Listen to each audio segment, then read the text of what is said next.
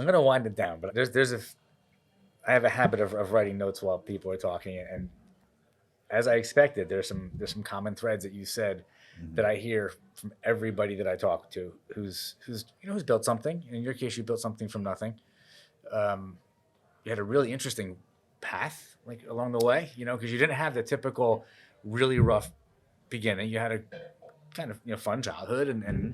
but one of the commonalities is the work ethic. So even though you had means in your Right. family, you had this sort of old school like upbringing where like it was like, no, we're not going to hand you anything, Yeah. and the work ethic was just the way that it was, and then you became creative and innovative as a I byproduct of that. always wanted to innovate. Yeah, Oh, and whatever I did, I didn't want to work for somebody else. My grandfather instilled that early yeah, on. Don't work for somebody else.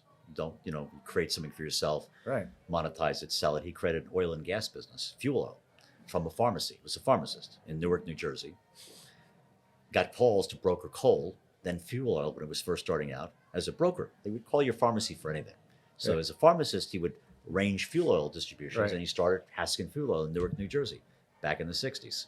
Stopped when the riots hit back in the '60s. Unbelievable. But that was where my education, my Such an upbringing. entrepreneurial, like the exposure you had, like you didn't see anything other than being an entrepreneur.